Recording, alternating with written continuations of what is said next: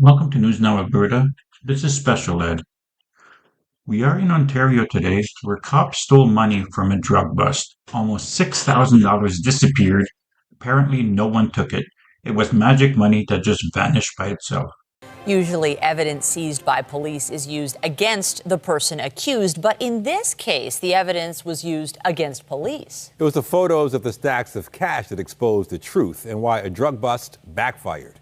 CTV's Scott Lightfoot has the story. It all started in 2019 at this building on Weston Road near Eglinton. Toronto police raided an upstairs apartment looking for drugs. Inside, they found exactly that and thousands of dollars in cash, too. But it's just how much cash was found that this week led a judge to stay the charges against the accused. Judge in this case found that the police stole $6,000 from my client. According to Kim Schofield, the lawyer for the formerly accused man, it is the police's own evidence photographs taken both inside the apartment and at the police station that tell the story. And when you compare the two stacks of money, it appears that once they counted the money at the police station and they indicate the denominations, when you recreate those denominations, it looks substantially different from what the police seized in my client's unit. A recreation she did, and one that helped convince a judge that the proceedings against her client should be halted. In his pretrial ruling, Justice Schreck wrote, "The money clearly went missing while it was in the control of the police. Absent some other explanation, the only reasonable inference is that it was taken by a police officer." The veteran criminal defense lawyer says in this case, she took an unusual step. This was a little experiment, frankly, on my part to see if, just test the system, see if it's working independently. And they failed miserably. Schofield contacted the Toronto Police Professional Standards Unit before the matter went to trial. And I provided all the information to the professional standards. Instead, they looked at the money, they investigated. I think they probably asked certain officers, did you steal some money? They responded no, and that was it. Closed the investigation, no impropriety found. Today, a Toronto police spokesperson told CTV News professional standards investigated this matter and based on the evidence available at the time did not substantiate misconduct.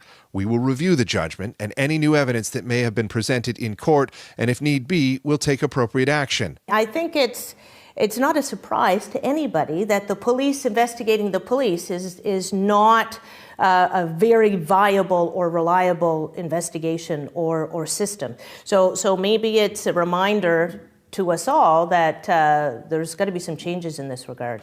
Changes Schofield says should involve the use of police body cameras during searches, improved documentation and better training for officers involved in searches, and a re-examination of how police police themselves. The judicial system, the legal system worked. The police accountability system, professional standards, did not. Scott Lightfoot, CTV News. Cops investigated themselves, asked each other if they took the money, and they said no. Investigation over. Because Andrew Roca's charter rights were violated, Judge Schreck agreed to the defense request to state his charges of drug trafficking and possession, the proceeds of crime, meaning he will not face further prosecution. So because they stole money from a drug dealer, he gets to walk away, as he should. I don't agree with letting a drug dealer back on the street, but everyone has rights, and when you trample on them, someone's rights, then they walk away. I stand strong on my rights, and so should others. One police officer raided Roca's apartment on February 6, 2019, seizing 19,390 and a half kilogram of cocaine. Roca later told Schofield some 6,000 was accounted for between the seizure of the apartment and the contraband's arrival at the police station.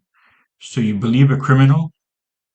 Well, you do when the photos clearly show the theft occurred. Prosecutors argued the defense was wrong to claim police stole any money, and the main money handler testified he did nothing wrong other than make several clerical errors in possession and processing the cash. So the cop said he didn't take the money, he's just too stupid to count properly.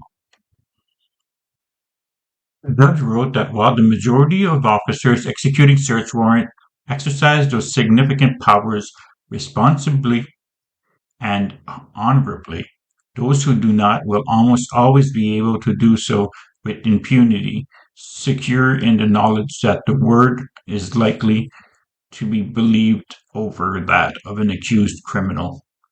Now, this story is a few years old, but it took a while for all of this to resolve. And as of now, no charges, no further investigation, or no further scrutiny were done at the station or by an independent group, as I could find. Cops got away for stealing money, and no one at the police department gave a crap. What do you think of this? Do you think the drug dealers should have walked? Let me know in the comments. Please like, share, and subscribe. And check out my Patreon, where for $1 a month, you can get my videos in advance with other perks coming. Thank you.